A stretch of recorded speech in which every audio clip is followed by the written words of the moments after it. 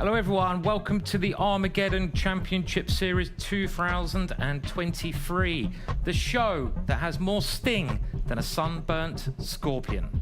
We're happy to broadcast live from Berlin, and I'm Grandmaster Simon Williams, and I'm here with the lovely International Master Jovanka Houska. Thank you very much, Simon. Awesome to be here as always, because yesterday we had such an exciting day of action. First up, Gunay Mammadzada put on such a powerful display, and we were treated to the second Armageddon of the tournament. So let's take a look at yesterday's highlights.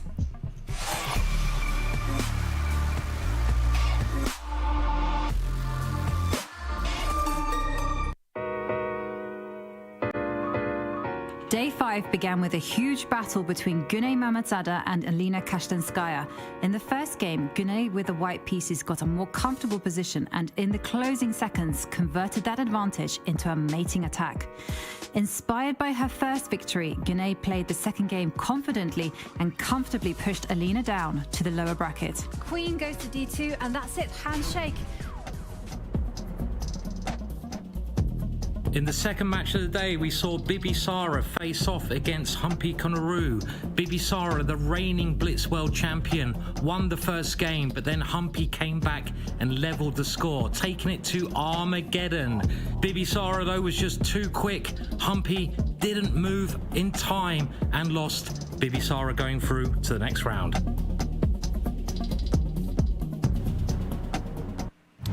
Great action there, and we're bound to get some more great action today. But let's just have a look at how some of the previous tournaments have gone and this tournament. Let's check out that format. And the Armageddon Championship Series did kick off in March with the Americas, and that's where Wesley So and Sam Shanklin both qualified for that grand finale, which takes place in September. And in April, it was the turn of Asia and Oceania, and there it was Nordibek Abdusatorov and Gukash, both young teenagers that also qualified into the big final. And now we are right in the middle of Women's Week. That's right, and the only other one after this is the European and Africa Regional Series, and the top two players from each event go through to the grand final, which is going to be fantastic. All events are broadcast live from the World Chess Club in Berlin on Unter den Linden, and this is an amazing venue. Pop along if you're in town. You might spot some of the players. And talking about players, we have to check out our roster, and those who are grayed out, they are eliminated from the competition. And today we are going to see some big names in action: Humpy Koneru, Alexandra Kosteniuk, as well as Alina Kashlinskaya and Elisabeth Paehtz. And we can now have a look at the money situation. Sara and Nana already knocked out, but they get €3,500 already. But today's action is going to be very exciting because you can see the players there. They're on €3,500, but if they win, they get to the €5,000 mark. So loads of money to play for. Definitely. Very exciting. And of course, none of this would have been possible without our partners. And we have to mention Kaspersky. As a technology and digital privacy company, Kaspersky supports the secure advancement of chess in the digital space and its expansion into online tournaments. A perfect combination of human excellence and strong technology. That's right, and what is happening today? Well, let's bring up our favorite graphic, and we're now down into the lower section, and the tension again is at maximum, because if any player loses, they go home. So there's no second chances anymore, and they're getting near to the end. They're getting near to the major money stage. Absolutely. I mean, the heat is on, and let's take a look at the two pairings we will see today. Elisabeth Paehtz will face off against Humpy Koneru, whilst Alexandra Kosteniuk plays against her former teammate Alina Kashlinskaya. And we can have a look at the first pairing in a bit more depth here. Elisabeth versus Humpy. These two have been playing for a long, long time, but Humpy has quite a formidable lead of 8-2 in all formats over Elisabeth, so she'll have to be favourite. But Elisabeth has been playing well, and she is in our hometown, Berlin, which must be an advantage. And let's check out those impressive stats. She became a grandmaster just last year at 37 years old. She's undoubtedly the strongest woman player in Germany ever, as well as being the winner of the European Women's Rapid Championship. And fun fact, both Elisabeth and her father are grandmasters, making them the only grandmaster father and daughter duo on the planet. And let's hear more from Elisabeth herself. Chess is a skill, if you learn it from the early age, it's not connected to IQ. You need some mechanism you need for mathematics, like to calculate, but it's not like that you have to find the way of calculation. It's given automatically because of the experience you're brought up in the game of chess. So according to the father of Judith, Sofia and Susan Polgar, it is enough to have an average IQ to get anyone with right teaching and good background into the top elite. I would say that chess is more a game of creativity, psychological strengths, stability, and of course also concentration abilities. Actually, I don't think myself I'm a scientist because I have absolutely no idea about mathematical terms or anything connected to science. A humanist, I would rather describe myself because for me fairness is a very, very important issue, and also principles and self-respect. So that I would connect rather to be a humanist over a scientist. Lizzie is a great player, but her opponent is also a fantastic player, and she's playing against Humpy Koneru. And Humpy was one of the youngest ever grandmasters, not just in women's events, but males events at the age of 15. And you can just see some of the other achievements that she has already got. Let's have a look more deeply in her own words. I think becoming a professional player is not an easy task. You need to be psychologically strong, you have to be self-disciplined, and you have to be good at calculation, kind of tactics of solving problems. You need to have a lot of presence of mind, especially when you are playing shorter time controls.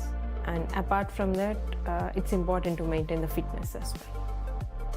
I'm more into philosophy nowadays. I don't think much about the results or what will happen in the next thing. So whatever comes in my way, I'm ready to accept that. It's important that I enjoy the game, and it's also important for me to play some good games. It's not about the result. I just wanted to do whatever I can to my best. And we are certainly going to be in for a lot of enjoyment. And we are less than 1 minute away from the start of play. And let's remind ourselves of the format. The players will play 2 games of blitz at 3 minutes plus 2 seconds. And if the match is tied after these 2 games, then it will all be decided by the crowd favorite Armageddon. That's right, and Armageddon means that white has 5 minutes, but black has 4, and white needs to win. A very important person playing a part in this event is also the arbiter. And we can see Anastasia here. She's in charge of any fights that might break out, very unlikely as that is. But any disputes, Anastasia will make sure things are put right. They're getting so near now to kick off, 10 seconds. You can see them sitting down. We have Humpy with the white pieces, a bit of an advantage. And they're off before the time has even got there. They're very eager today. They are certainly keen. But Humpy is yet to make the first move, and now they have begun in earnest. And we see Humpy open up with her knight, and now she develops her queen's pawn. And Elisabeth, she needs to unsettle Humpy. Humpy has a very solid, very harmonious style. And well, here comes a small surprise from the Indian Grandmaster. She's actually now already fianchettoed the dark squared bishop. Yes, and we see this opening nearly all the time from black, the King's Indian defense.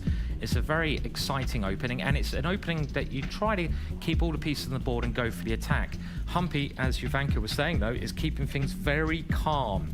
She's trying not to push too much. She's just playing sensible moves, and I totally agree with Jovanka that what Elisabeth needs to do to have a chance is complicate things. Humpy is a great positional player. We saw her score against Elisabeth is high, so really Humpy wants to play positional, not get messed up with tactics. Elisabeth should try to go crazy if she can. And talking about going crazy, she's already made the first attempt at seizing the initiative. She's jumped in with her knight into the middle of the board, and she's saying to Humpy, that's not her name, Humpy. It's a good name, though. It's I a like very it. nice name. Yeah, I like it. Yeah. Good company is Humpy. And but this is a great move, I think, because you also have less space with the black pieces here, and this might be able to swap off one knight. When you have less space in chess, you should try to swap your pieces off, so you're kind of clearing out your bedroom. I'm sure all of you were told off as a kid by your parents to not clean your bedroom. This is what black is trying to do here. Absolutely. And again, decision time for Elisabeth. How does she bolster that knight in the middle? And she decides to do it with a pawn. And I have to say, I really do like the position that Humpy has achieved. It really fits in with her style. The pawn structure is relatively stable, and she has good pieces. Yeah, there might be a little idea that a black knight coming out to use a pin. This pin, if you look at the dark square bishops, they're lining up against each other. So is that knight going to go there? No, Elisabeth goes for a safer option, just rerouting the knight into the center of the board. So far, it does seem that Humpy has got the kind of position she would like to get. She's got that open file. Her rook works in a straight line. It takes over that open file, and she's avoided tactics, and that's the advantage having the white pieces. When you have the white pieces, you should be able to dictate the kind of middle game position you want to get. That's really the advantage of having white. Absolutely, and she has determined the nature of the game, and now Lizzie actually moving the queen to the edge of the board, threatening the pawn on a2. So I'm fully expecting Humpy just to step one square with her a-pawn and try to kick that queen away. Yeah, I don't understand this last move from Lizzie, and you can see the evaluation bar's a little bit in Humpy's favor. Just move the pawn. You're threatening to move the pawn next to it, so Lizzie has to move her queen again. Did it really help inducing that move from Humpy? I'm not convinced it did. And another problem that Elisabeth has is her bishop on the light squares. That bishop is still sleeping in bed. It's a lazy piece. That piece needs to get into the game. And that's why you see Humpy immediately double up on the c-line. She is threatening to come to the 7th row with her queen and just penetrate the black position. Elisabeth actually now in trouble. Yeah, I don't believe the evaluation bar here. I totally agree that white has a very nice advantage. That queen, as Jovanka said, can come nearly all the way up and just try to control the position. The one problem Humpy might have, which she had yesterday, is her time. So she really has to improve her speed in this game, no matter what the position is like. Elisabeth moving her knight, now her sleepy bishop might be able to get into the game. But if I was white here, I'd just put the queen in, and she has done. In she goes. And there you can see Elisabeth's heart rate did go up to 120 into the danger zone. And can we hear you sing "Welcome to the Danger Zone"? Not today. Ah. And we do see a trade of bishops on the board, and okay, she has to capture that back with a knight because the pawn on e7 was up for grabs. And I have to say one thing about Humpy: she might have been playing slowly, but when the time came, she had good instincts. She was able to speed up. And you can see this move, the rook there, really penetrating right into black's position, and the other white rook can come behind it now, which I expect it will, and Humpy is dominating that open line with her rooks, and it's small advantages like this which give you the win. Can Elisabeth find some counterplay? Great move from Elisabeth, trying to kick that rook away. That was very well played, and it's still a nice time advantage for Elisabeth, but she's just got to navigate these slight problems with her position. But Elisabeth seems to be determined to accelerate the play. I mean, she's just actually blocked in her bishop, perhaps preparing an e5 jump, but no, she's saying she wants to keep the position solid. But look at the way that Humpy is maneuvering all the pieces. Now she's attacking the weak b6 pawn. Elisabeth under a lot of pressure. Yeah, Elisabeth is defending, and because it's getting near the end game, white is bringing the king into the center, and Humpy is really picking up the pace. A great move there, gaining space on the king side. It's still okay for Elisabeth. Both heart rates reasonably high, but Elisabeth's is higher. They're both moving quicker. I think this is what you need to do. White has certainly a bit of an advantage because black's pieces are very passive, but it's okay. Elisabeth so far has defended extremely well. And there we can see some maneuvering going on with Humpy's knight. And like you say, Humpy's position is excellent. And the reason why it's so good is because her rooks have got a lot more flexibility. She had the potential to open up the position on the king side. And now we see Elisabeth do some good moves, a good idea behind it. Just trade off all the pieces. The rooks are off the board, and it feels like Elisabeth is no longer in any danger. Elisabeth has defended very well in a tricky position so far, and the more pieces get exchanged, the more nearer a draw you get if there's not a material advantage. Neither side has any extra pawns, extra pieces. Humpy's still a little bit better because she has more space, and she's now maneuvering her bishop. Another problem that Lizzie has, a slight problem, is you see her pawns are in front of each other. They're called double pawns. Double pawns, it means double trouble. They're not good. They get in the way. They trip over each other. But can white find a way to open it up? Ooh. At the moment, great defense. It is great defense, but just look at Humpy's pieces. They're working their way to the king side, and she still has the opportunity to blast open the position, and she goes for it. She actually pushes forward in the center and activates her knights. And the pace is really picking up now. They're both around the 30-second mark. Humpy is doing a great job of maintaining the time at the moment, and she's moving a lot quicker. But I don't know, I'm actually starting to like Lizzie's position now, because if you look at white's pawns on the left-hand side, they're on dark squares. Dark square bishops remain on the board. They could be a target, white's pawns. I don't think Lizzie is in danger at the moment at all. Well, a big threat coming from Humpy here. She's actually threatening to pick up the D pawn and give a check to the black king, and that is what's happening anyhow. And now, well, there's a big square that's being conceded, and the white king has now gone walkabout. Yeah, and the king in the ending is a very powerful piece, and the king has penetrated right into Elisabeth's position, and this is bad news for Lizzie, because the knight, the white knight, is ready to come to that square where the king was. In the end game, your king gains strength. At the start of the game, you keep your king safe, but the longer the game goes on, the more you use your king. And now we see one pawn dropping. Will another pawn drop? This is really bad news for Lizzie here. She's 2 pawns down now. She is 2 pawns down. The only solace that she has is perhaps she can set up a blockade, and there she goes on the loose with her one active piece, the knight. But the clock is a problem. She's now under 10 seconds. Where's she going? Yes, you have to play safety chess. Oh no, and now another pawn has dropped off. And the pair of knights have been exchanged. Lizzie's only got 1 active pawn, but white has stopped that pawn from moving. And this now position bishop is check, just and that's losing. it. Well, I don't think you can swap the bishops off, so it's not over quite yet. But Elisabeth is shorter on time. There's still some chances here, and they've repeated the position twice. If they do it one more time, it's a draw. So actually, Humpy's got to be a little bit careful. It's clearly winning, but that black pawn is a very dangerous pawn, and the king now is activating.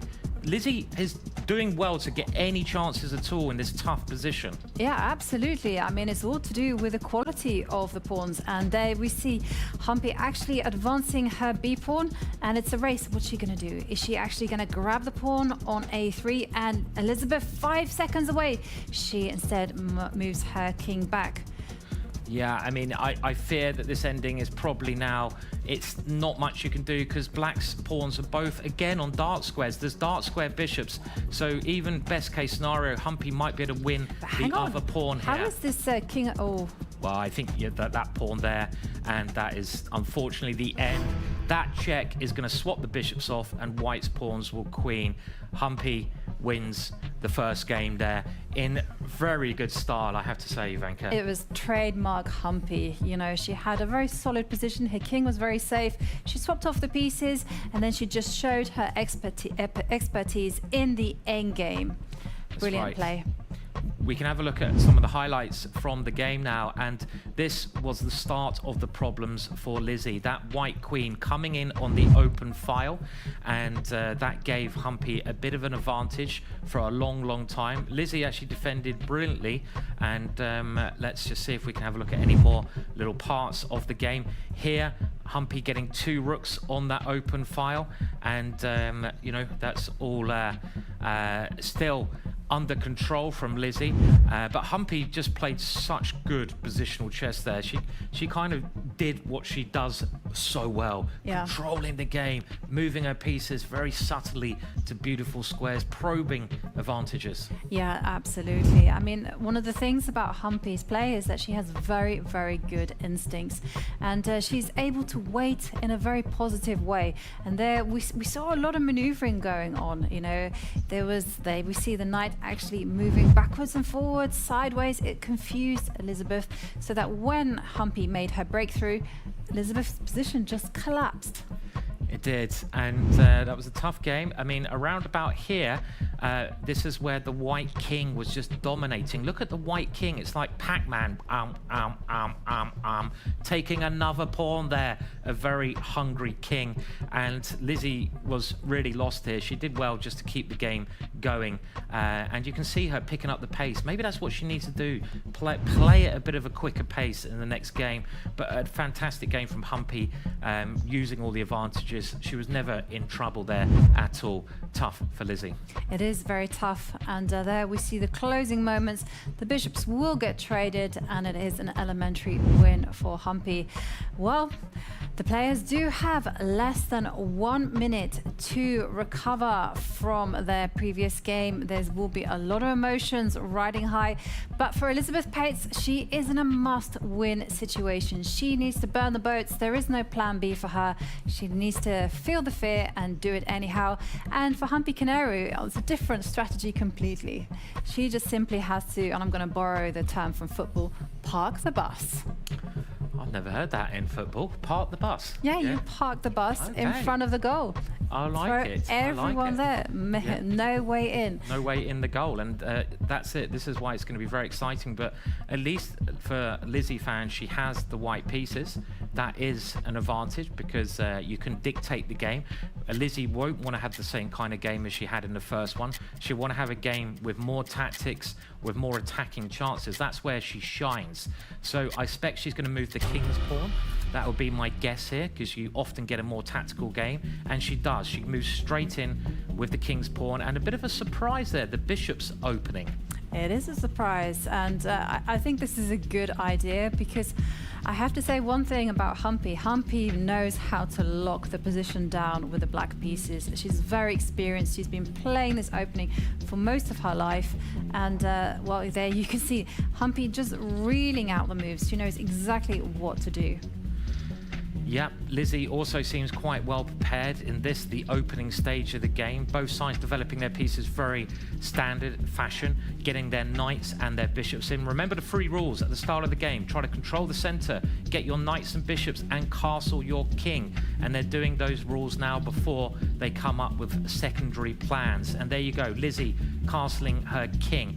And the good news for Lizzie is she's got all the pieces on the board, but the good news for Humpy is she's got a pretty solid position here. Yep, her king is not in danger. And as we know, there's one weakness in Humpy's armor is that she does not like playing with an unsafe king. And well, the light square bishop gets developed, but promptly gets attacked away to the g6 square. I have to say, Humpy is looking very calm though, and her heart rate there, 97, is really, I think, showing that she has now got used to this format, and she's settling in, and her chess standard seems to be getting better and better every single match. Lizzie breaking in the center. I know, and we're going to see how Humpy deals with this one, because I'm predicting that the heart rate will start to slowly increase as Elisabeth has now accelerated the play, and now we see a trade in the center, and Elisabeth has actually turned the game from something dynamic into something very strategical. It's going to be all about this weak black pawn in the middle. Yeah, this black pawn in the middle of the board is called an isolated pawn. It's isolated from its friends, the other pawns, and it's a target for white to attack. But it's okay for black because black has some advantages herself. She has the two bishops. Those two bishops are flowing in lots of nice squares, but Humpy is a minute down. This seems to be her normal strategy. She only picks up the pace when she needs to, but she's got to find a good plan here, and that's why she's taking her time. And she goes back to the starting square with her knight. Somewhat unusual, but has a great idea behind it. She just wants to develop the knight to c6 and kick back the white queen. But Elisabeth is not giving her the time. Instead, she's saying, look, I've developed my bishop and attacked your queen. Where are you going to move it? It's a great move by Elisabeth. Very good move. Elisabeth is flying with her pieces, and we talked about getting your knights and bishops into the game. That bishop has come with what we call tempo, because next move, if Lizzie gets a chance, she will capture the black queen.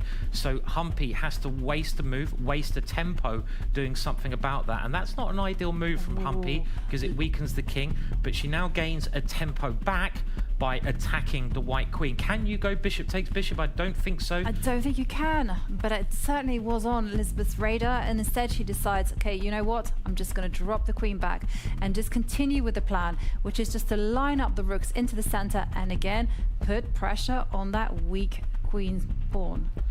And Humpy now activating her queen, which is attacking one of white's pawns on the left-hand side. But Humpy's time, well, she's going to have to go into Humpy mode, which means going a lot quicker. But how's Lizzie going to defend this pawn? It's not so simple. Will the queen have to retreat? That seems like a sensible way to do it. Nope, she's defended the pawn with her rook. And next move, Lizzie would like to bring the other rook over. Humpy fighting for the open file. Lizzie pressurizing that isolated pawn in the middle. Humpy defending that isolated pawn in the middle. It still seems fairly even. Both sides playing very good chess at the moment. High standard game, this one. Yeah, but I do feel that there is danger for Humpy. She has to play very actively because white was threatening to actually jump in with a knight to h4 and then jump in again to the f5 square. That's why Humpy's like, well, you know what? I'm not going to let that happen on my watch. And instead, I'm going to actually threaten to jump in with a knight to c4, attack the rook. Yeah, this is very tense. Yeah, this last move from Humpy was quality, wasn't it? I mean, that black knight is trying to find some squares on the left-hand side of the board, attacking the rook, and Elisabeth's now got to decide, can she take the pawn in the middle of the board? Because this is a big option. The rook can take the isolated pawn. It won't win a pawn because the black queen will then take a pawn back, but maybe it's time to pick up the pace, and she has captured that pawn. She has picked up the pace, and you can see the evaluation bar is a little bit in white's favor, but the more pieces that get exchanged, the nearer to a draw. Humpy only needs to get a draw to go through. I know, and well, both sides will be feeling the tension. And what is Humpy going to do? Is Humpy actually going to go knight takes knight? Is she actually going to go bold and actually capture that pawn on b2? My money is on Humpy actually trading knights. I would slightly prefer to be white here because white's got the safer king. In actual fact, the black king's a little bit exposed on what we say the 7th rank. So it's slightly better for white. Okay, Humpy has moved the knight in. That could be a very clever move. You're attacking the queen, or it could be a mistake. I really don't know. I did not consider that move from Humpy. But also, black's queen is threatening to come in with a devastating check, taking the pawn near to the white king. So Elisabeth's got to deal with this. I'm not sure an easy way to do so. You might have to swap queens here. Oh, but swapping queens would not be a good idea for Elisabeth. Hang on a minute, can't you go rook takes knight now? You can't because the queen will come and give a check. And and that's it. Is a huge blunder. And there this. We see Elisabeth. She knows she has made a mistake. She knows there is no way back from this. And look at that, the queen does pick up the rook. And Elisabeth is now in a must-win situation with a completely lost position. Yeah, that was a very crafty tactic from Humpy. She's showing real class today, playing brilliant tactic. Hang on, is the evaluation bar went a little bit mad there? I don't know what happened there. It's keeping us on our toes. Humpy's only got 20 seconds, Jovanka. That is something definitely that Elisabeth can play on, and especially when you consider that the knights are very tricky pieces and they combine excellently with the queen. Yep, she needs to find some kind of plan to try and get to the black king here. It's kind of an all-in situation. She's attacking the bishop. She's moving the queen to the king side. I like this way of playing. And now Harry comes in. She's making a little bit of progress here. It's a little bit dangerous for black, this position. The knight comes in. They're all coming towards the black king. It's a big move, right? The knight will jump into the e7 square and... She can play that now. She can play that now. And game on. It is. Game on. This is now going to go to an equal ending, which is a big difference to what the position was before. Yes, that's true, but still the bishop is better in these type of endings over the knight. And now, remember, Lizzie is in a must-win situation. I think this turn of events will actually favor Humpy. But things have got better for Lizzie. She was completely lost, and now she's just worse. So it's not the end of the world. The knights are tricky. She's got a time advantage. I think she's got to try to move her king into the position. And first of all, she secures her pawn. Will the king come up or into the center? I actually think this is quite okay for white, because black's pawns, they're not on great squares. Well, and the white king is coming into the center.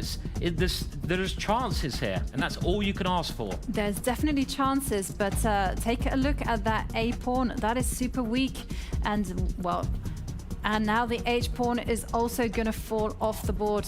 To win this one, it's going to be almost mission impossible. Yeah, Humpy again has kept her cool so well, and more pawns are getting swapped off. This is Elisabeth's last chance. That pawn, if she can make it a queen, then of course she will win. Keep pushing the pawn, Lizzie. It's your only chance. And black is trying to get back with her king to stop it. One of the problems Lizzie has is black's pawn on the side of the board. Here it comes. And that black pawn is going to be so hard to stop. Yeah, absolutely. And take a look at how the black king and bishop combine beautifully to stop the rogue c-pawn. And there you can see Humpy knows she's got it in the bag. All she needs to do is just wait with the bishop. Nothing can go wrong here. Yeah, Elisabeth's got to try to move her king in, but this allows the black king in. And I feel...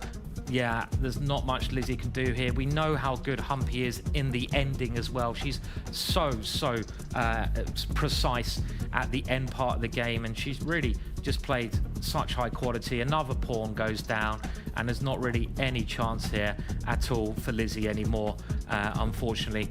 And we can see the black king is just dominating the board. White is in what we call zugzwang, and that means Humpy wins the game. Yeah, and eliminates Elisabeth from the tournament.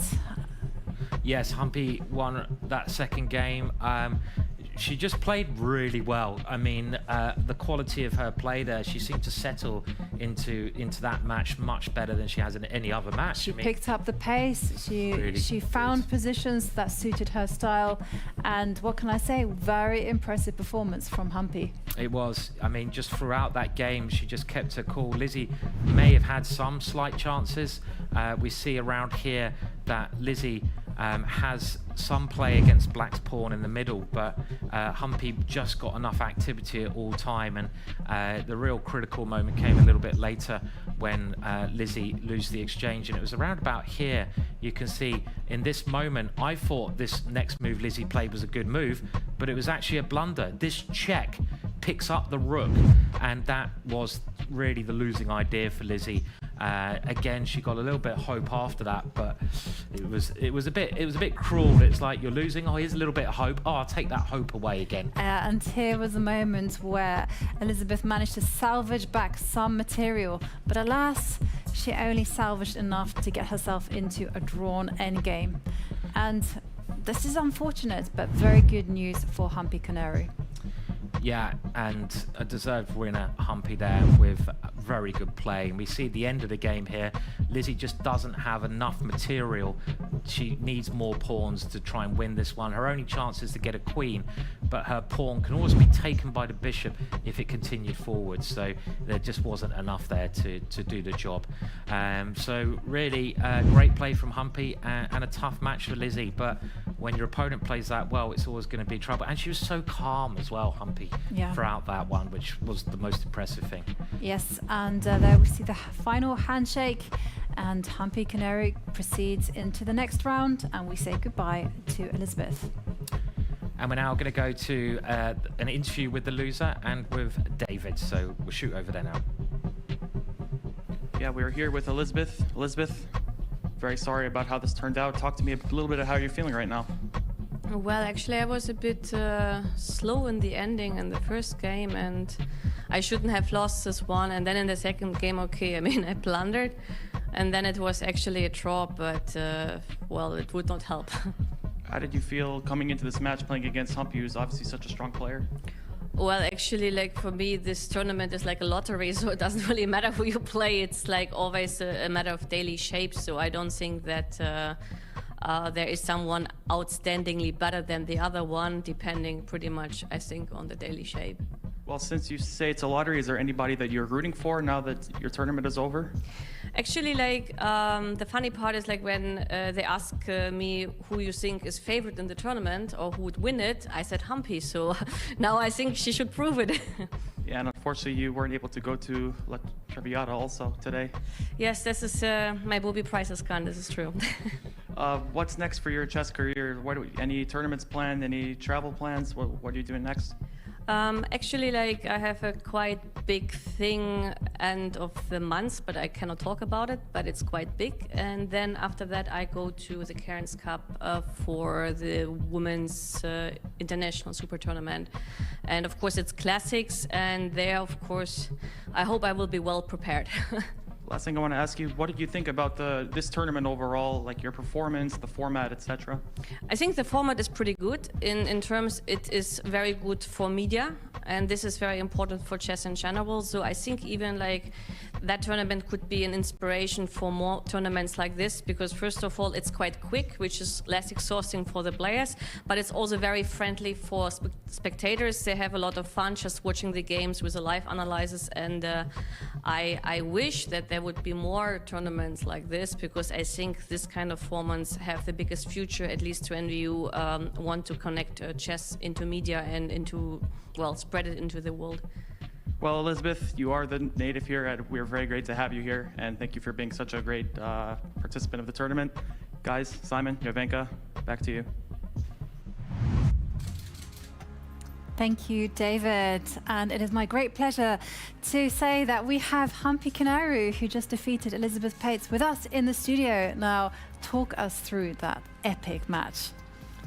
Well, first game I decided to play very balanced and to play out of the opening. So I think white gained a slight advantage. In the opening, I felt like she should play knight dc5 instead of knight d6. But okay, it was not easy to convert in shorter time control. Yeah. So slowly it got diluted, and it was fairly equal play. And towards the end, somehow it worked out, and I got this d5 breakthrough. Yeah. And in the second game, okay, I gained an exchange trickily, and then I blundered with rook e8. She could just simply take queen e8, bishop e8, and knight e7. My mistake was to play bishop e4. I should have played h5. I completely missed that I couldn't take the pawn on g2. Mm-hmm. Actually, so we missed this. We missed queen takes e8. Oh, okay. Knight e7. It was so quick, so she could have actually. He actually took and immediately lost. Yeah. Wow. And what were you feeling at that moment? Because obviously, after you played it, you must have seen that. Yeah, I've seen that. But okay, I was just. There was no time to even react. Yeah, it was so fast that she immediately went for knight e7. Wow. And it seemed like your heart rate was pretty good today. I mean, like the highest it got to was only 113, and you seemed very composed in that match. Did you feel composed? Oh, of course, because today was do or die situation, so obviously I don't have a choice. And did you have a certain strategy for this match? Well, I just don't want to give the preparation. That's it. Just wanted to play the game over the board. So that was your Nothing beyond intention, that. just play a position. Yeah, in some new position over the board. Yeah, that's it. And moving ahead, let's take a look at the brackets. And you will be facing next the winner between Alexandra Kosteniuk and Alina Kashlinskaya. Do you have any particular favorites? No, not really. I think chess players cannot be choosy because we are always prepared to play against anyone. But it must feel nice to be through now, a bit of pressure off and into the next round. Yeah, at least I'm happy that I'm in the tournament. Yeah, and so yesterday you lost to Bibisara. I mean, how did you cope after this loss? Actually, it was not easy. I couldn't sleep as well. Okay, it's not just because of the loss, but I was having a completely winning position, and to lose in a fraction of seconds was... it was not easy to come out of it, yeah. How did you do it? Do you have any tricks? No, I was like, today I was playing more of blitz games online so that I could, forget about that. That's it, yeah. Practice, well done. And now you can relax a little bit, hopefully, as you're through to the next round. And we're going to have our next match starting pretty soon. But we were very impressed with your play, very composed, but I can't believe we missed that tactic. You suggested it, I was like, we were getting too carried away with the match there. It's tricky, just one more and it's over. Yeah, that's true. And you guys are moving at such an incredible speed as well. Yeah. That's it. Okay, so we're now sort of have a look and some highlights.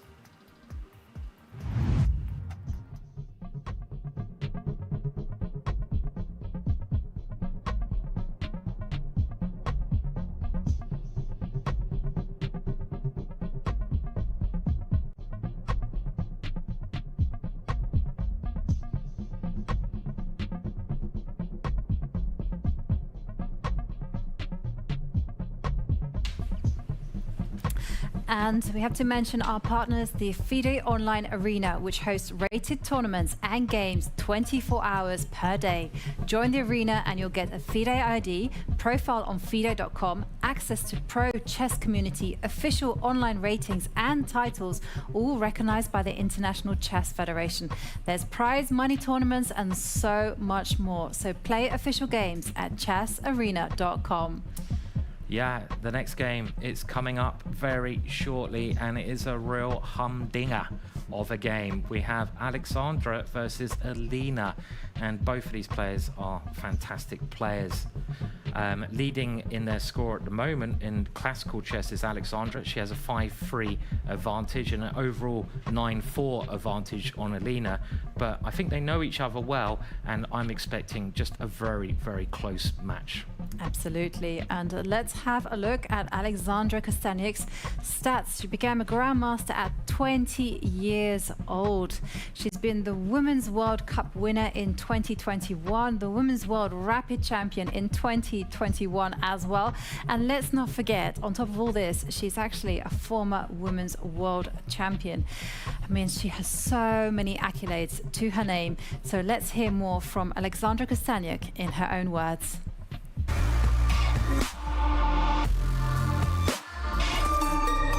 During the pandemics, when there were not so many tournaments, I wrote a whole article trying to explain, why there is such a gap between men and women. Because, well, chess is a sport, but it's an intellectual kind of sport, right? So why women are playing so weaker, in terms of the rating? I think it's a combination of things. First of all, it's historical and social. Chess used to be considered almost as a man's game. So women started playing chess in the 20th century, but still, the society and the prejudice toward being a professional women's chess player was such high, and it's quite high nowadays. When girls start playing chess, nobody considers them being possible to get to the very top. But in order to reach the very top, the summit, you really need to go for it from the very beginning. Very interesting to hear that, actually, and she made some extremely good points in that mini little interview, and we're going to see how her match gets on against this fantastic player, Alina. And Alina was an international master at 20 years old. She's had some brilliant results there, as you can see. And let's hear a bit more from Alina.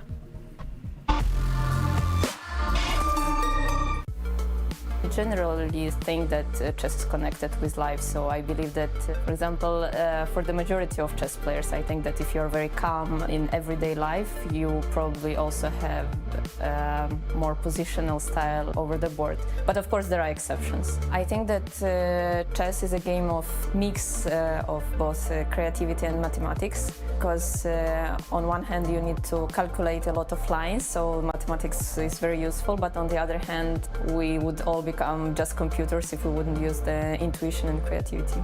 I graduated from Psychology University, and the idea behind that was that psychology will help me in chess. I read a lot of psychology books, I watch movies about other sportsmen, and I think that all this stuff with motivation, stress, how you can handle the pressure, it all works. I mean, it all has a lot of meaning during the game.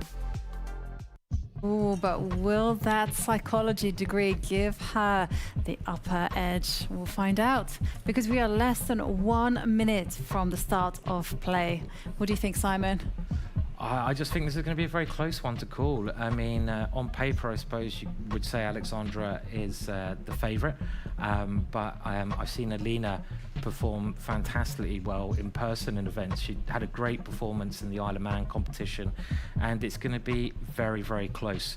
So let's now get ready. It's only 25 seconds until it all lights up in our blue studio. I love that blue, and it's beautiful. It is beautiful, I agree with you, and it's so spectacular.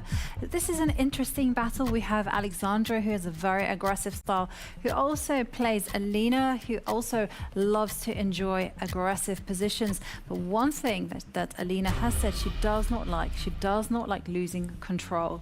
And they are off, and Alexandra opening with the king's pawn, and it is a French defense from Alina Kashlinskaya.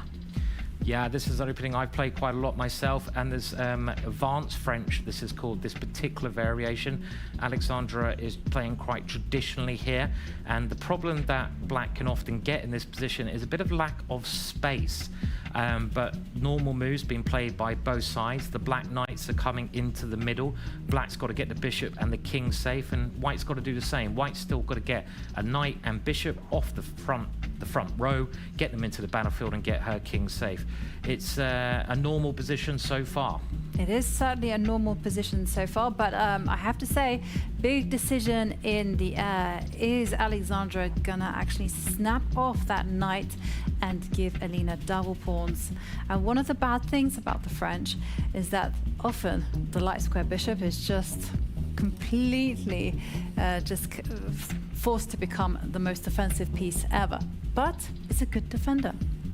Yeah, I mean, if I was white here, I'd be taking that knight off with the bishop, as you say, because you double black's pawns. It's a simple move to play. It does seem like Alina has come well prepared here, because she's making her moves quickly. Alexandra does take the knight off. This does double the pawns, and she now just castles her king.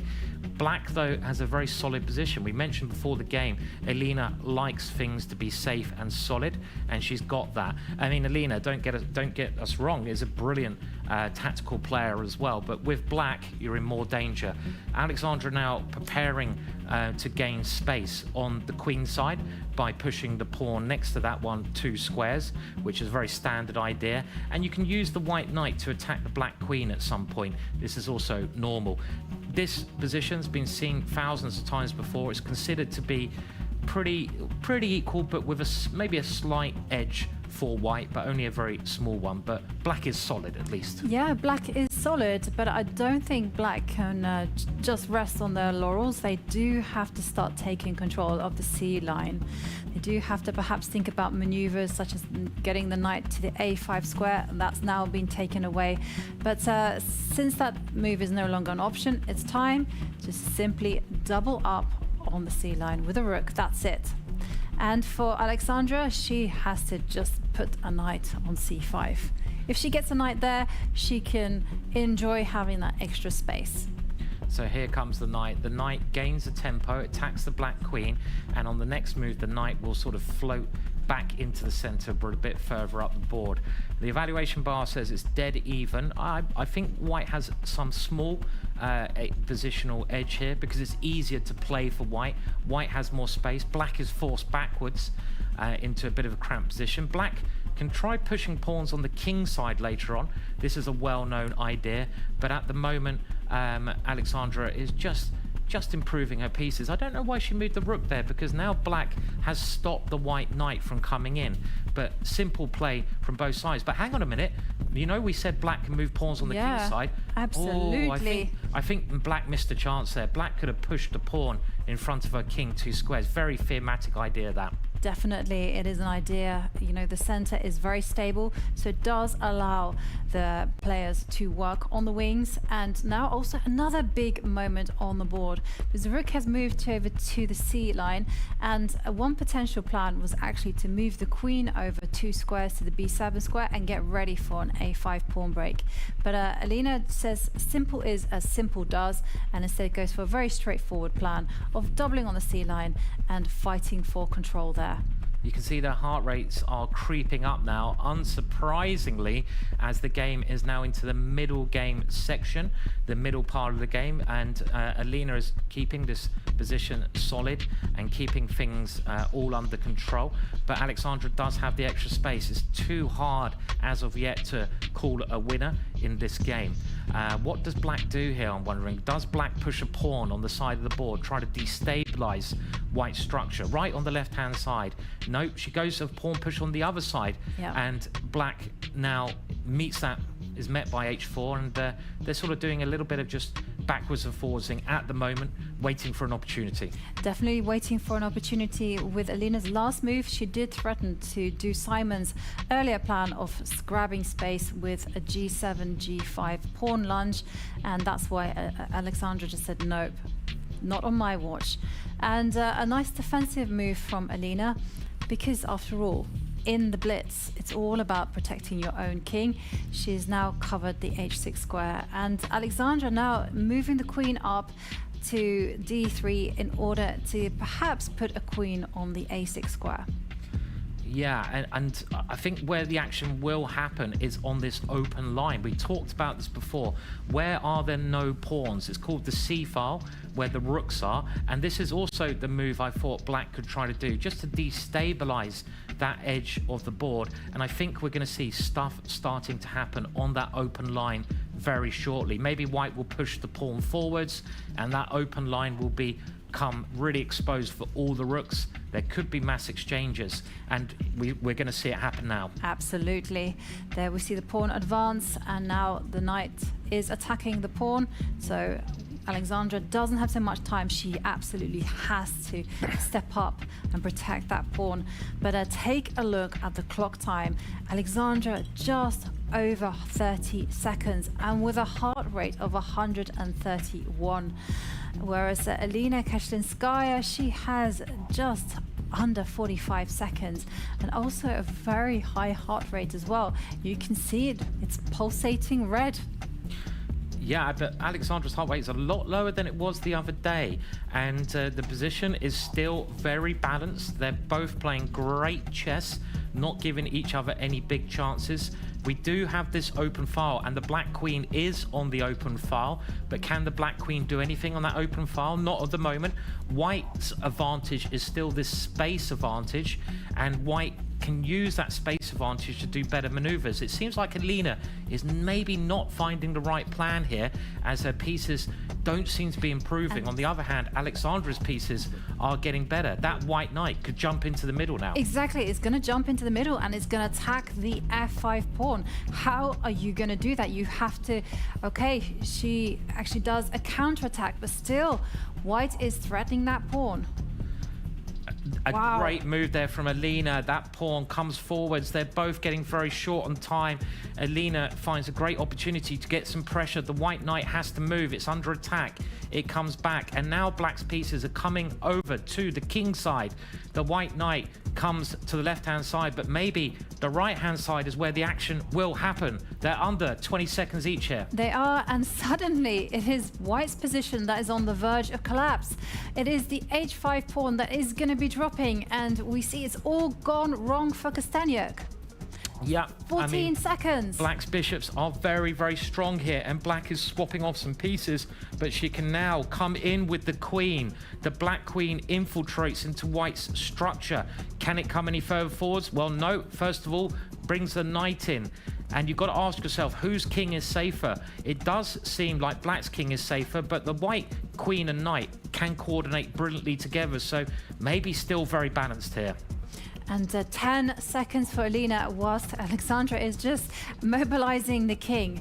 And it looks like both players are now panicking and can't find the correct way to proceed. Well, I can understand that when they got 10 seconds left and the heart rates are getting up into astronomical 4, 3 things here. And the problem that Alexandra has is just her king is a little bit more exposed.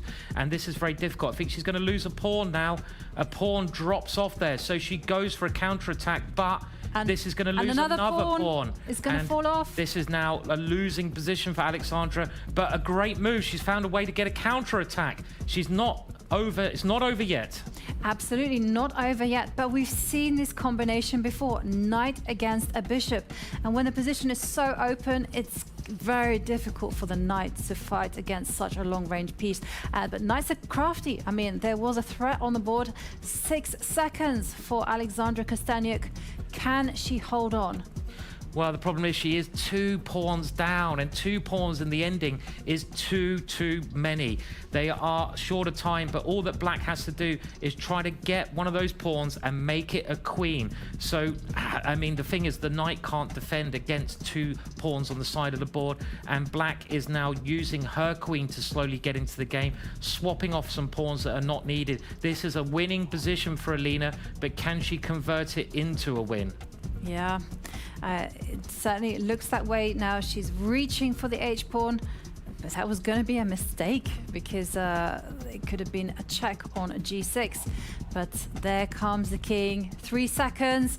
Alexandra resigns, and big victory for Alina with the black pieces. Massive victory for Alina. Winning with Black counts a little bit more because you have the advantage with the white pieces, and that game was so close. It was like, you know, just they were, you know, equal most of the time, and it got to the time scramble at the end where Alina just played a little bit better. Her king was safer, and at this time limit, it's really your king's safety is just paramount to success. Absolutely. And let's have a look at some of those important moments. And here we see Alexandra getting a very comfortable position out of the opening. The pawn structure is stable. It seems like White has a small edge, but Alina actually very effectively neutralized that edge by just adopting a very simple plan of doubling her pieces on the C line. And here you can see it is maximum tension.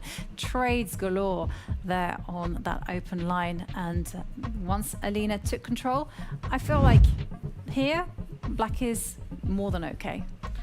Yes, I mean, it was looking like okay for both sides, but this is where things started to change when Alina, on where the kings were both placed, was pushing forwards, and really she's got 4 pawns on that area board. Alexandra only has 3, and this extra pawn gave her king that little bit better protection, and Alina with her pieces starts to throw them forwards, causing Alexandra all sorts of problems there, and things were really heating up. But it's so hard to play good moves when you got 10 or so seconds left. And watch the clock there. You see Alexandra making those moves when she only has 3 seconds, and here it comes. And here she makes a critical mistake. She puts her king on the wrong square, and suddenly 1 pawn drops, and then another one. And 2 pawns deficit is 2 pawns too many. Yeah, 2 pawns too many, and that ending was always going to be lost as long as Black didn't lose on time. But this level, 1 extra pawn is enough to win the ending, but 2 is just far too many. And the game ended here because at some point, one of those extra pawns will get all the way to the end of the board and become a queen. The black king is going to come and help those pawns go forwards, and well, at this level, again, they don't need to play out the game. So we've got the next game coming up, and we know what needs to happen. Alexandra needs to win with the black pieces to get Armageddon. Can she do it, Jovanka? We've seen it done before. Humpy Koneru also found herself in that situation, and she took it to Armageddon. And we also saw Alina actually lose with the white pieces against Sara Khadem in the very first match. It's happened before. It can be done. It's just to play, relax, and enjoy the moment. Well, I'm not sure how they can enjoy the moment. It's so stressful. Just think, all those lights, all the pressure, all that prize money. And also, if you lose, you are out of the competition. It's not, you don't get any more chances. So Alexandra has to win. She's got all that tension, but if anyone could do it, it'll be Alexandra. She has a world of experience. Are we going to see another King's Indian defense? No. This is what we call the Queen's Indian defense. It's a very good positionally founded opening from black. Black just keeps pieces on the board, gets the king safe, and waits for some opportunities later on. And well, we were talking about Alexandra getting aggressive opportunities later on. Alina is the one that says, you know what, I'm going to play in the most aggressive way possible. I'm going to give up a pawn, to which Alexandra said, no, not happening on my watch. But this does mean that, well, Alina does have an amazing foothold in the center. Yeah, the opening has worked out well for Alina, definitely. This structure is known to be better for white. It's not as bad as the evaluation bar says for Alexandra. Lots of players, top players have played this kind of thing, but white has more space. And if you look at the bishops, black's bishop on the left-hand side, that light bishop on the light squares, it's looking at those white pawns. It's a brick wall, and you can't really aim at a brick wall because you can't go anywhere. There's a wall in the way of your aim, and that's another issue. So Alexandra's opening hasn't gone the way she would have wanted, I would have said here. I would completely agree with you. However, the position is closed, as you've mentioned, so there is scope for error. And there we see Alexandra actually moving the dark square bishop, and she's getting ready to kick that knight away from the f5 square. I mean, the evaluation bar really likes white, and I wonder if white can move the queen in. Okay, she pushes a pawn up the board. I mean, what I really like about Alina's play here, she only needs to draw to go through. And you know what they say? Don't play for a draw to get a draw, because you will lose generally because you play too nervously. Play aggressively, play for the win, be brave. And she's been incredibly brave by going forwards on the king side here, and that comes with some risk because it opens your king up later on if things don't work out. But I like this approach. Definitely. They do say when you advance your pawns, you do leave behind weak squares. But Alina is simply adopting an approach that I call the clamp. She's just simply going to grab as much space as possible and enjoy it until the end of the game. And Alexandra, there you see she's rerouting a knight to the c5 square, where it will put pressure on the e4 pawn. Seems fairly balanced though. I mean, another thing we've got to remember, nothing has been exchanged yet, so we're nowhere near a draw. It's going to get very exciting in a minute or so's time. White now is trying to play on both sides of the board. Alexandra making a bit of room for her pieces on the right hand side. It is easier for white to play because of that space advantage, but when things open up, black will get chances. I know, and talking about opening up, I'm wondering whether the time is right to do it now. Just pick up the pawn in front of the rook and just move it 2 squares and challenge the center. It's very playing with fire. It is, yeah. I mean, this gains space as well, doesn't it? But you're right, that pawn break is something white can consider doing at some point. But oh no, she's gone for your favorite move. Oh, of course. I like this better because you don't really want to open up black's pieces if you can. Let's do as much as you can everywhere else before you before you use a break. And this is kind of just suffocating Alexandra, gaining more space, gaining more territory in typical battle fashion here. So I think there's a pretty good strategy as well. Yeah, I'm really liking it as well. And Alexandra now just burning some time on the clock in order to come up with a plan. You have to remember, Alexandra is in a must-win situation, and that is why she decides to break out, but it does concede e6 square, and well, Alina pounces on that idea by moving the bishop to a different diagonal. They both look so focused, don't they? They're both in 130 heart rate, but you can just see the tension, the pressure on their faces. And oh, there's a big opportunity here for White. White is lining up the rook against Black's king, and at some point you can see White pushing the pawn, the h-pawn, in front of that rook again, and the Black king will become too weak. Here it comes, the h-pawn comes forwards. I don't like this at all for Alexandra. Her king just seems too weak here. I mean, the only chance is for the Black queen to go forwards, but even that doesn't achieve a lot. Alina is playing great chess. She must be able to feel victory here at the moment. Yes, she can smell it within her grasp, and now she's even grabbed the pawn. She's calculated that she is absolutely able to allow the Black queen to come to the f3 square and give a check, because that's just a check. It's not actually doing anything else. And oh dear me, you can see Alexandra not happy with her position. You have to capture that pawn with the queen, unfortunately. The thing is, if you capture that pawn with the queen, the white bishop comes in and attacks the queen, and you have to give up the rook. Yeah. If you take that pawn with your pawn, the white bishop comes and attacks the queen and wins the queen. I don't know what you can do here as Black. I don't see a move. To my eyes, this looks like game over. It looks like the end, and I think Alexandra realizes that. Okay, she throws a check in, but how is she going to back this up? She's got to keep complicating. And in fact, if you can do many things. You can go bishop takes knight, and you can just net material. Many good moves for Alina. If she keeps her cool, she will win this game. But the nerves are going to play a part. Just don't think about the prize money. Don't think about going through to the next round. So many good moves. You know, there's bishop takes knight on the board. There's actually stepping back with the bishop to attack the queen. I mean, take a look at the sleeping assassin. That rook on h1, it's going to come to life, and I reckon she comes forward. This is just as good. It blocks Black's coordination. There is horrible pressure on the h7 pawn. It's indefensible. What I like about this move is it blocks up the Black rook, so it stops Black's counterplay on that open line. So as well as attacking, Alina is defending. I love the way she moved that piece. She just moved it very calmly. I'd be shaking all the way, pushing that one there.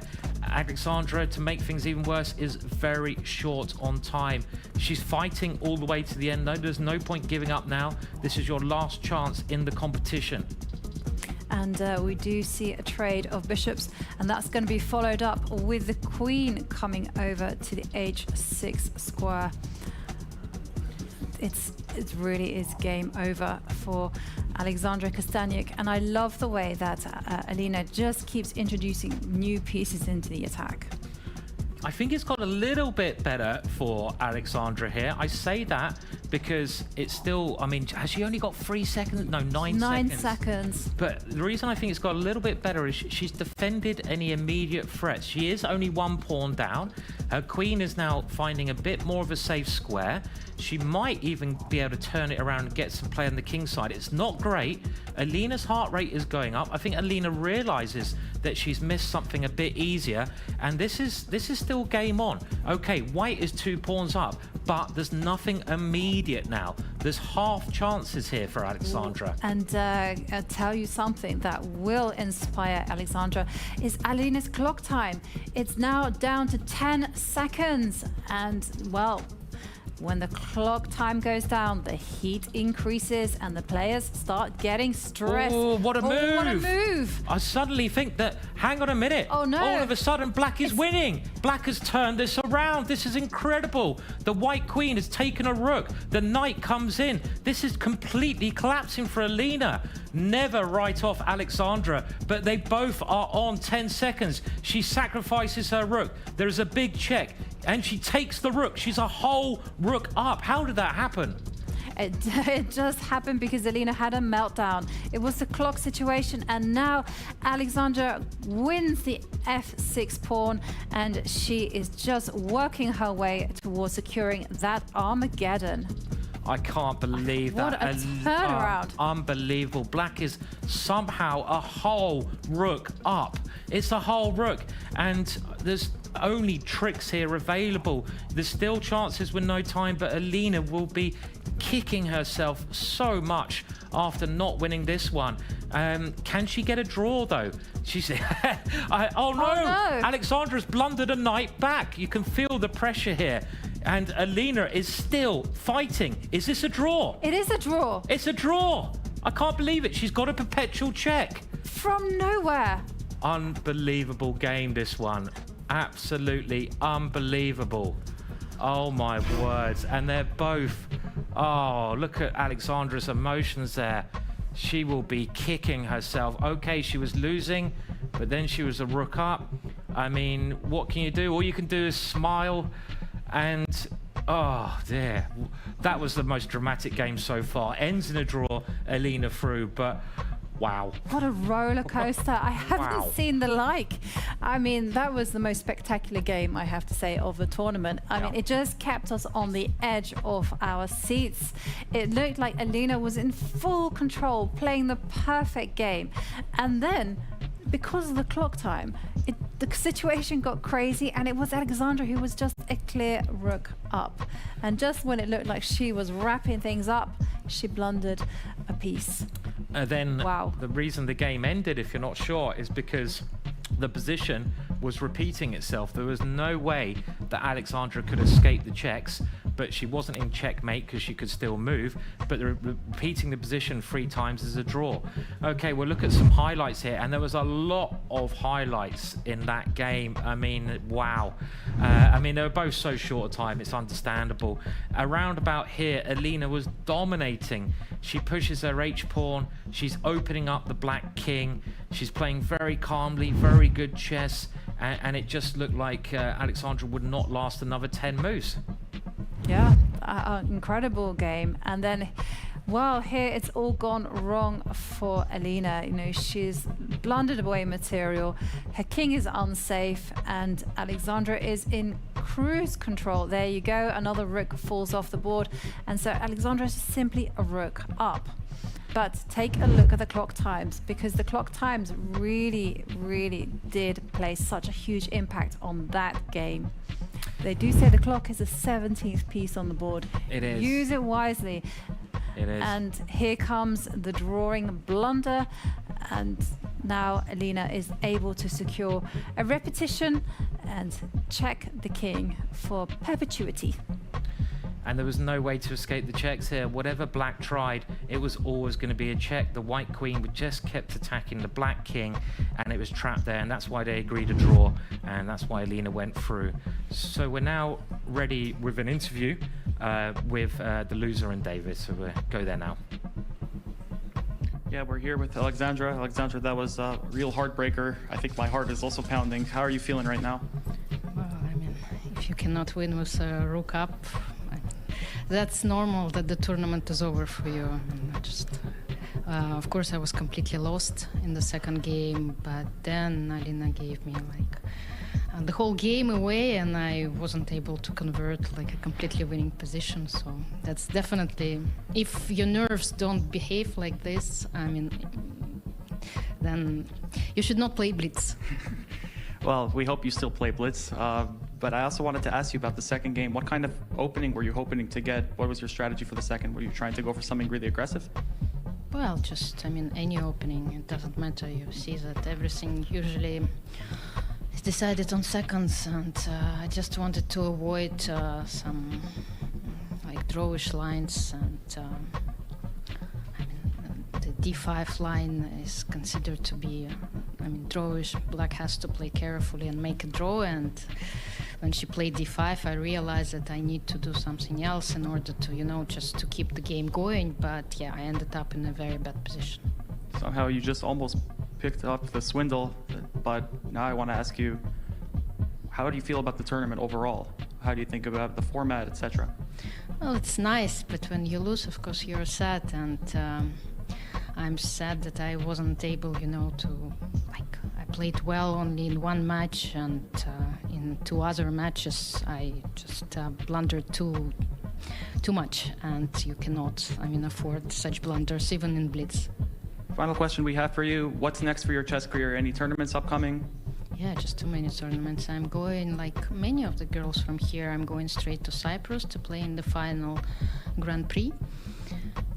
Final leg of the, and then immediately after that there is a Cairns Cup in US, and then the Global Chess League in Dubai. So it's pretty tense.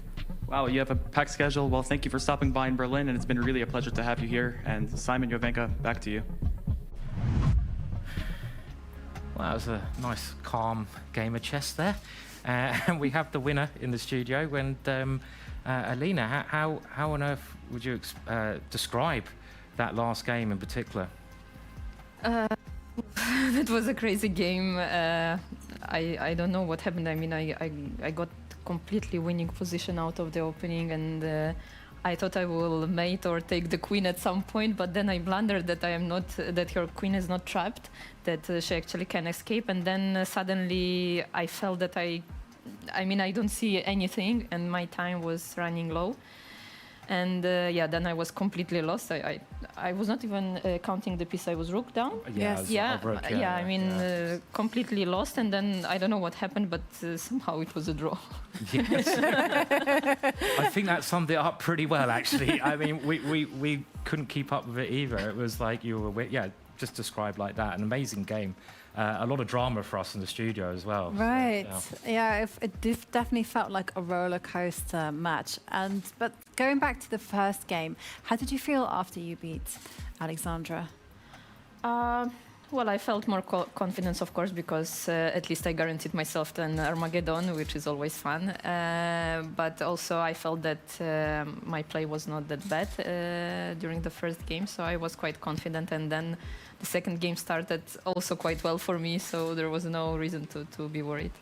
Mm-hmm. Yeah, it was a very interesting match, but you seemed to dominate. So both games really at certain points. I mean, the opening in the second game seemed to go really well for you, and we thought you were very brave to offer the pawn sacrifice line. So that was a good tactic. Well, it was kind of preparation. I mean, it's known line, and I think that Alexandra wanted to avoid some forcing lines in order to get some play because she had to win. Yeah. And did you have a plan for every scenario, or did you just think, no, I'm just going to stick to my repertoire? No, I had a plan what to do in case I lose the first game. Then probably my choice for the second one would be different. Mm-hmm. Yeah. And we can have a look at the bracket now, so we can see where you're actually standing. So you are through to the next round. You're playing against Humpy. And what are your feelings about that match? Well, it will be tough, of course. I saw a couple of games Humpy was playing here, and I was impressed how good she was on the low time. Yeah. But I hope it will be interesting. And what kind of preparations do you do in the morning or in the afternoon? Well, of course, I'm checking what my opponents are playing and thinking what are my opening choices, and in general, just I don't know if I can say some strategy for this game or something like this. And I have to say, you did mention that you were superstitious. So have you found a new place to eat? No, I decided to choose the new one completely today. But it was also lucky, so I don't know what should I do tomorrow. There's a lot of places in Berlin, so you just got to keep finding something new, I guess. So well done, and we can have a look at now some highlights, and good luck with the rest. Thank you very much.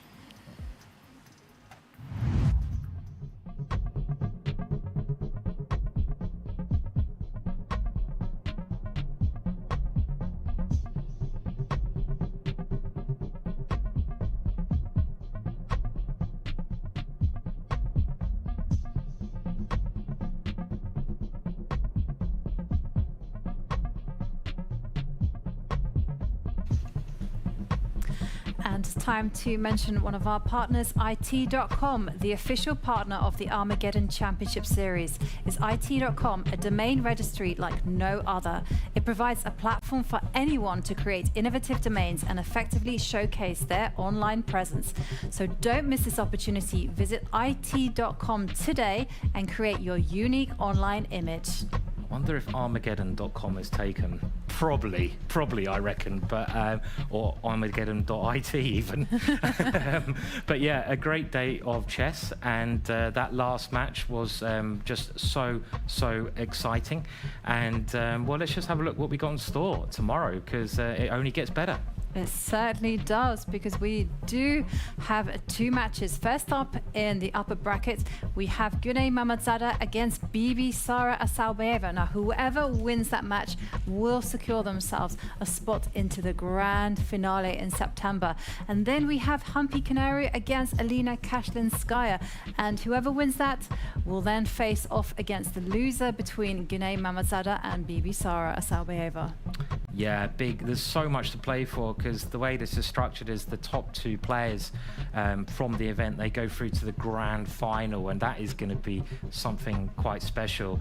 So it's going to be massive. But that was exciting today. I love that last game. If you want drama, you're in the right place. You're at Armageddon, and that was drama. I know. I mean, what I love about this type of chess is it's real. It's full of emotions. It's full of drama. It's full of mistakes. It's full of precision. I love it to bits. Yeah, it was fantastic, and I hope you join us for more drama, more pieces flying, more clocks going down, more tears, more laughter, and more or some Armageddon. Yes.